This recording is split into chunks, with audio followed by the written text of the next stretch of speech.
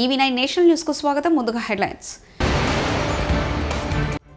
Lok Sabha assembly ఎన్నికలు ఇకపై ఒకేసారి కేంద్ర గ్రీన్ సిగ్నల్.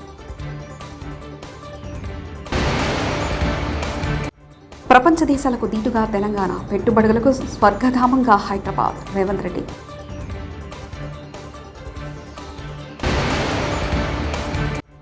₹99 నాణ్యమైన మద్యం. ఏపీ కేబినెట్ కీలక నిర్ణయాలు.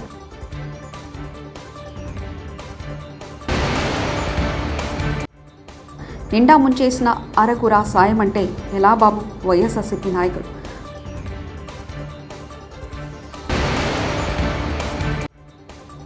ఆయన స్క్రిప్ట్ ప్రకారమే త్రిట్ల పురాణం, హైడ్రా డ్రామాలు. బాల్కసుమన్.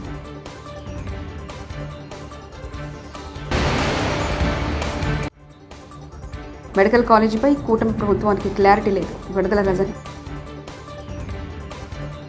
కేంద్ర ప్రభుత్వం జమిలీ ఎన్నికలకు గ్రీన్ సిగ్నల్ ఇచ్చింది. వన్ నేషన్ వన్ ఎలక్షన్పై మాజీ రాష్ట్రపతి రామ్నాథ్ కోవింద్ నేతృత్వంలో కమిటీ ఇచ్చిన నివేదికను కేబినెట్ బుధవారం మధ్యాహ్నం ఆమోదించింది.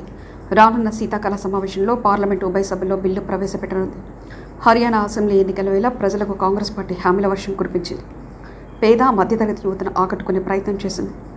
మరోసారి పార్టీ అధికారంలోకి వస్తే ఏం చేస్తామో వివరించింది. రాష్ట్రంలో కులగణన చేపడతామని స్పష్టం చేసింది. కులగణన ఆధారంగా 500కి సిలిండర్ అందజేస్తామని ప్రకటన చేసింది. హర్యానాలో 90 అసెంబ్లీ నియోజకవర్గాలున్నాయి. వచ్చే నెల 5వ తేదీన అసెంబ్లీకి ఎన్నికలు జరగనున్నాయి. 8వ తేదీన ఫలితాలు ప్రకటిస్తారు. ఏపీ కేబినెట్ సమావేశం ముగిసింది. ముఖ్యమంత్రి చంద్రబాబు అధ్యక్షతన జరిగిన సమావేశంలో పలు కీలక అంశాలపై మంత్రిమండలి చర్చించింది. అలాగే వాలంటీర్ వ్యవస్థ పునరుద్ధరణపై కేబినెట్ చర్చకొచ్చింది. గత ఏడాది ఆగస్టులోనే వాలంటీర్ల కాలపరిమితి ముగిసిందని ఈ సందర్భంగా అధికారులు కేబినెట్ తెలియజేశారు. కాలపరిమితి ముగిసిన తర్వాత కూడా నాడు వాలంటీర్లతో మాజీ ముఖ్యమంత్రి జగన్మోహన్ రెడ్డి రాజీనామా చేయించారని పలువురు మంత్రులు తెలియజేశారు. తప్పుడు విధానాలు, దొంగ పద్ధతుల్లోనే జగన్ పాలన సాగించారని ఈ సందర్భంగా మంత్రులు చెప్పారు.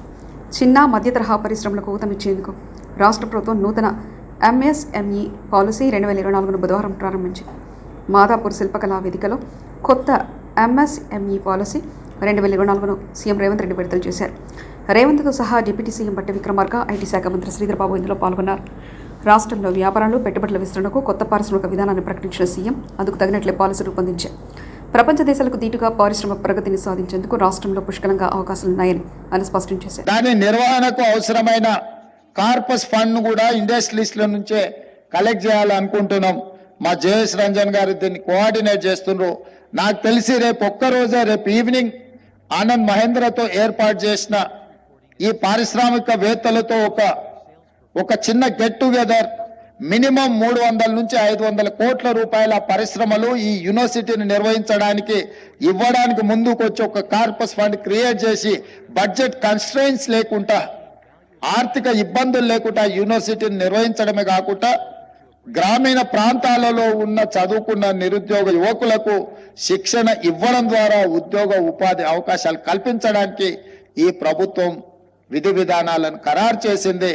ముందుకొచ్చిన పారిశ్రామికవేత్తలందరూ కూడా ఆనంద్ మహేంద్ర లాంటి వ్యక్తులకు తెలంగాణ రాష్ట్ర ప్రభుత్వం తరఫున కృతజ్ఞతలు తెలియజేస్తున్నాం. ఇది రాజకీయ ప్రయోజనం కోసం కాదు. ప్రతి సంవత్సరం 1,00,000 మంది ఇంజనీరింగ్ గ్రాడ్యుయేట్స్ బయటకు వస్తే చాలా మంది ఇంజనీరింగ్ చదువుకున్న ఉద్యోగం రావడం లేదంటూ ఉద్యోగాలు ఇప్పించమని వాళ్ళ తల్లిదండ్రులు మా దగ్గరకు వస్తారు. 15,000, 20,000 కూడా 15,000 అయినా సరే సార్ మా పిల్లోడికి ఉద్యోగం ఇప్పించండి అంటారు. ఇంజనీరింగ్ గ్రాడ్యుయేట్ ఇంత తక్కువ శాలరీకి ఎందుకు పనిచేస్తుండో? ఏదైనా కన్స్ట్రక్షన్ కంపెనీ సైడ్ కొంచెం ఫీల్డ్ ఎక్స్పీరియన్స్ ఉండి ప్రాక్టికల్ గా అనుభవం ఉన్న వాళ్ళని చూస్తే 40-50 వేలకు తక్కువ కాకుండా ఎవరు రావడం లేదు. తెలంగాణ 1 ట్రిలియన్ ఎకానమీ చేయాలని రేవంత్ రెడ్డి ఆలోచన. మంత్రి శ్రీధర్బాబు. ఆలోచన, మా అందరి ఆలోచన. మన రాష్ట్రం, కేంద్ర ప్రభుత్వం ఈరోజు లక్ష్యంగా 5 ట్రిలియన్ల ఎకానమీ చేయాలి ఈ భారతదేశాన్ని ఆలోచన చేస్తా ఉన్న తరుణంలో మన రాష్ట్రం మీ అందరి సహకారం వల్ల, ప్రత్యేకించి MSMEs ప్రధానమైన భాగస్వామ్యంతో 1 ట్రిలియన్ ఎకానమీ ఖచ్చితంగా చేసి తీరాలని.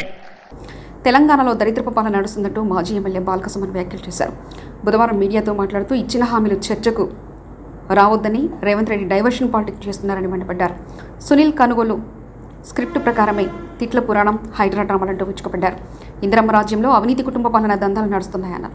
గ్యారెంటీల పేరు మీద, తర్వాత ఈ మేనిఫెస్టో దీంట్లో ఉన్నటువంటి 420 హామీల పేరిట వీళ్ళు తెలంగాణ ప్రజల్ని ఆనాడు ఓట్లాడడం జరిగింది. అదేవిధంగా తెలంగాణ యువతకు సంబంధించి ఒక జాబ్ క్యాలెండర్ కూడా రిలీజ్ చేసి సంవత్సర కాలంలోనే 2 లక్షల ఉద్యోగాలు భర్తీ చేస్తామని చెప్పి ఈ జాబ్ క్యాలెండర్ను విడుదల చేసి అట్టహాసంగా ఈ పేరు మీద ఓట్లాడడం జరిగింది.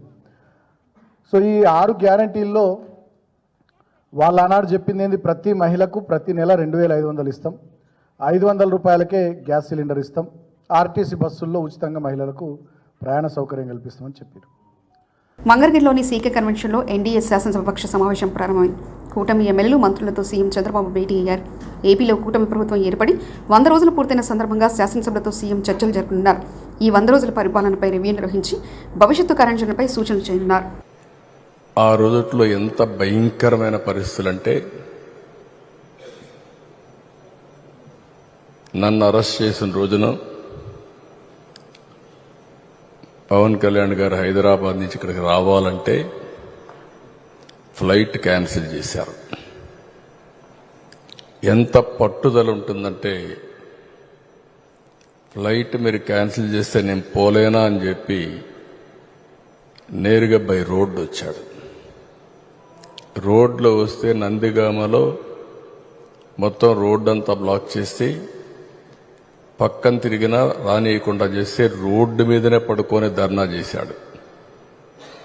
మామూలుగా సినిమా వాళ్ళు ఇవన్నీ చేయరు. సినిమా వాళ్ళు ఏదైనా చేస్తే షూటింగ్లు చేస్తారు తప్ప నిజ జీవితంలో చేయరు. అలాంటి నిజ జీవితంలో పోరాట యోధుడిగా నిలబడ్డటువంటి మిత్రుడు పవన్ కళ్యాణ్ గారు. నేను ఈరోజు కూడా చూస్తున్నాను, మనోహర్ గారి ఆధ్వర్యంలో వాళ్ళు చెప్పింది వింటే భయం వేసింది. అందులో మరీ ఒకరు చెప్పింది, నా పొలంలో నీ ముఖం ఎందుకు, నా తల్లిదండ్రులు ఇచ్చిన ఆస్తి, నా తాతలు ఇచ్చిన ఆస్తిలో మీ ముఖం ఏంటి, ఇందులో మా తల్లిదండ్రుల స్వార్జితం, వాళ్ళ కష్టార్జితం, ఈ ముఖ్యమంత్రి ఫోటో ఏంటి, పొలాల్లో సరిహద్దు రాయిల్లో మీ ముఖాలు ఏంటి, ఇది ఎటు వెళ్ళిపోతుంది, మీరు ఎవరేం చేయరా అని చెప్పి వాళ్ళు నన్ను నిలదీస్తే నేను చెప్పాను, నేను సాధ్యమైనంత చేస్తాను, తీసేస్తామని చెప్పాను. ఆ రోజు అది విశ్వాసమే, నమ్మకమే. కానీ ఈ రోజున అది ఒక సత్యం, ఒక నిజం. చంద్రబాబు గారు రాగానే ల్యాండ్ టైటిల్ యాక్ట్ని రద్దు చేసి ప్రజలకి ఆస్తులకి భద్రత కల్పించినందుకు మనస్ఫూర్తి వారికి నా ధన్యవాదాలు తెలుపుతున్నాను. మీరు ఊహించుకోండి, నేను పిఠాపురంలో భూమి కొన్నాను, కొంటే దాంట్లో అప్పటి ప్రభుత్వం మన ఆ ముఖ్యమంత్రి గారి ఫోటో ఉంది. నాకు కూడా తప్పలేదు అది, ఆయన నవ్వుతా ఆయన ఫోటో ఉంది. అంటే మనం కష్టపడి కొనుక్కుంటే ఆయన ఫోటోలు అసలు ఎప్పుడు లేదు. ఆంధ్రప్రదేశ్ రాజముద్ర ఉండాలి అక్కడ, ప్రభుత్వ ప్రతినిధివి నువ్వు. అలాంటి రాజముద్రని తీసేసి, ఆంధ్రప్రదేశ్ రాజముద్రని తీసేసి వ్యక్తి ఫోటో పెట్టుకున్నా అంటే అది ఎంత ఒక విచిత్రమైన ఆలోచన విధానం అది. అలాంటివి తీసేసి తిరిగి ల్యాండ్ టైటిలింగ్ యాక్ట్ని, అంత డ్రెకోనియన్ యాక్ట్ అది, అలాంటి యాక్ట్ని రద్దు చేసి ప్రజల్లో తిరిగి నవ్వులు తీసుకొచ్చినందుకు గౌరవ ముఖ్యమంత్రి గారికి నా మనస్ఫూర్తిగా నాకు కృతజ్ఞతలు, ధన్యవాదాలు. వైఎస్ జగన్ తన హయాంలో ప్రజా ఆరోగ్యంపై ఎక్కువ దృష్టి పెట్టారని మాజీ మంత్రి విడుదల రజని చెప్పారు. గతంలో వైఎస్ఆర్సీపీ ప్రభుత్వం శ్రీకారం చుట్టిన 17 మెడికల్ కాలేజీల ఏర్పాటు బాధ్యత కూటమి ప్రభుత్వంది అన్నారు. ఈ విషయంపై రజని బుధవారం మీడియాతో మాట్లాడారు.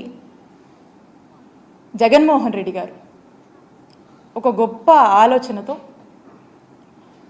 ఒక దూరదృష్టితో ప్రజల ఆరోగ్యం పట్ల వారికి ఉన్నటువంటి చిత్తశుద్ధితో గొప్ప ఆలోచన చేసి ఈ రాష్ట్రానికి 17 గవర్నమెంట్ మెడికల్ కాలేజ్ తీసుకురావాలి అనేటువంటి ఒక గొప్ప ఆలోచనకు శ్రీకారం చుట్టడం జరిగింది. ఈ మెడికల్ కాలేజ్ రావటం వల్ల పేద ప్రజలకు మెరుగైన ఆరోగ్యం, నాణ్యమైన ఆరోగ్య సేవలు, ఉచితమైన ఆరోగ్యం మన రాష్ట్రంలో ఇవ్వచ్చు అనేటువంటి ఆలోచనకు మరి జగన్మోహన్ రెడ్డి గారు అడుగులు వేయటం జరిగింది. వైఎస్ఆర్ కాంగ్రెస్ పార్టీ అధికారంలోకి రాగానే మీరు చూసినట్టయితే ప్రతి పార్లమెంట్ నిండే ముంచేసిన అరగుర సాయం అంటే ఎలా బాబు? వైఎస్ఆర్సీపీ నాయకులు వరదలు వస్తాయని తెలిసినా ప్రజలు చంద్రబాబు ప్రకటించలేదని మాజీ ఎమ్మెల్యే మల్లాది విష్ణు మండిపడ్డారు. ప్రభుత్వంలో పెద్దల తప్పిదాన్ని అధికారులపై వేస్తున్నారని ధ్వజమెత్తారు. బుధవారం ఆయన తాడేపల్లిలోని వైఎస్ఆర్సీపీ కేంద్ర కార్యాలయంలో మీడియా సమావేశంలో మాట్లాడుతూ మేము వరద ప్రాంతాన్ని క్షేత్రస్థాయిలో పరిశీలించాం.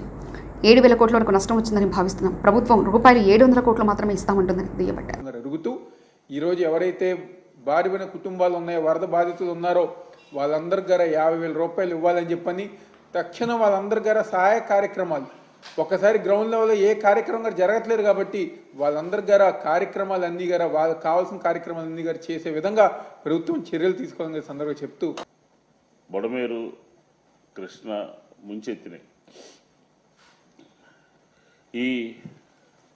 ఈ విషయం ఈ బుడమేరు నీరు విజయవాడ నగరంలో దాదాపుగా 16 డివిజన్లకు సంబంధించినటువంటి ప్రజల్ని ముంచుతున్నాయి, ఇళ్ల మీదకి వస్తున్నాయి అని ప్రజల్ని అప్రమత్తం చేయటంలో, ప్రజల్ని జాగ్రత్త వహించమని చెప్పని హెచ్చరించడంలో కూటమి ప్రభుత్వం పూర్తిగా వైఫల్యం చెందింది. 28వ తారీఖున వాతావరణ పరిస్థితులు రాష్ట్ర ప్రభుత్వానికి తెలియజేస్తే 1, 2 తారీఖుల్లో వచ్చేటటువంటి ఈ వరదల్ని ముందుగా అధికార యంత్రాంగం కానీ లేకపోతే 3 రాజకీయ పార్టీలు కానీ ఎక్కడ కూడా ప్రజల్ని ఖమ్మం మున్సిపల్ ఆఫీస్ దగ్గర వరద సాయం అందలేదని ఫిర్యాదు చేయడానికి పెద్ద ఎత్తున వచ్చిన బాధితులు వరదల్లో తాము పూర్తిగా నష్టపోయామని, అయినా తమకు వరద సహాయం అందలేదంటూ కన్నీళ్లు పెట్టుకున్న వరద బాధితులు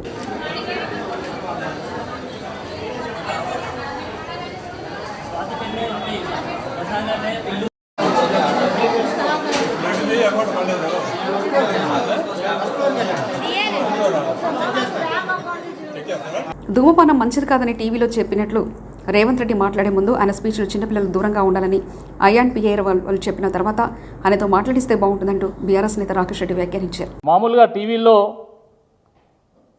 smoking is injurious to health అని ప్రకటన వస్తూ ఉంటుంది, టొబాకో కాజెస్ క్యాన్సర్ అని ప్రకటన వస్తూ ఉంటుంది. అట్లనే ముఖ్యమంత్రి రేవంత్ రెడ్డి గారు మాట్లాడే ముందు అయితే ఐఎన్పిఆర్ వాళ్ళు కానీ లేకపోతే డిపిఆర్ఓ కానీ Revanth Reddy's speeches are only for adults and not for children.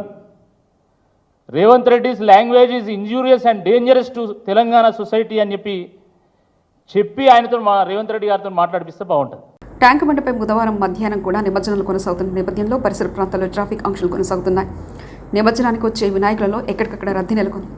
Tank bund చుట్టూ కిలోమీటర్ల మేర వాహనాలు నిలిచిపోయి దీంతో ఆయా మార్గాల్లో వెళ్లే వాహనాలకు ట్రాఫిక్ పోలీసులు అనుమతించకపోవడంతో వాహనదారులు ప్రయాణికులు ఇబ్బందులు పడుతున్నారు. రాణిగంజ్ నుండి ట్యాంక్ బండ్పైకి వచ్చే వాహనాలు అనుమతించకపోవడంతో lower tank bund, Kavadiguda, Narayanaguda, Himayat Nagar, Liberty తదితర ప్రాంతాల్లో ట్రాఫిక్ జామ్ ఏర్పడుతుంది. ట్రాఫిక్ పోలీసుల ప్రత్యామ్నాయ మార్గాల్లో వాహనాలను పంపిస్తున్నప్పటికీ వాహనదారులు పోలీసులతో వాగ్వాదానికి ఎదుగుతున్నారు. కరెంటు కోసం కాడిడ్లుగా మారిన రైతులు, భారీ వర్షానికి కూలిన ట్రాన్స్ఫార్మర్ను పట్టించుకున్న విద్యుత్ అధికారులు, ఎండుతున్న పంటలను కాపాడు కోసం రైతులు అవస్థలు పడుతున్నారు.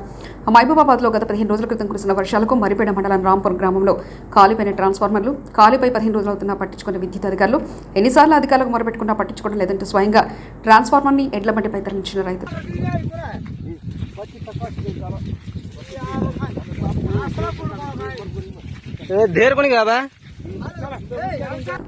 కేంద్రంలో సుప్రీంకోర్టు ఉంది, ఢిల్లీలో హైకోర్టు ఉంది. కాంగ్రెస్ ఎమ్మెల్యే దానం నాగేందర్ హైకోర్టు కానీ ఢిల్లీలో ఉన్న డీజీపీ కానీ సుమోటో కింద వీళ్ళ మీద కేసులు పెట్టకపోతే లోక్సభ, అసెంబ్లీ ఎన్నికలు ఇకపై ఒకేసారి కేంద్ర గ్రీన్ సిగ్నల్. ప్రపంచ దేశాలకు దీటుగా తెలంగాణ, పెట్టుబడులకు స్వర్గధామంగా హైదరాబాద్. రేవంత్ రెడ్డి.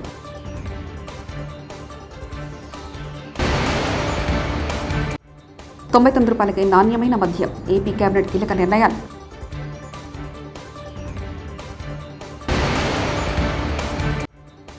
నిండా ముంచేసిన అరగుర సాయం అంటే ఎలా బాబు? వైఎస్ఆర్సీపీ నాయకులు.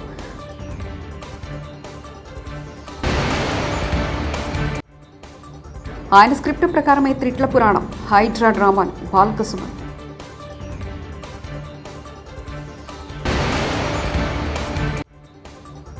మెడికల్ కాలేజీపై కూటమి ప్రభుత్వానికి క్లారిటీ లేదు. విడుదల రజని. ఇవి బులెటిన్ విశేషాలు. చూస్తూనే ఉండండి EV9 నేషనల్ న్యూస్.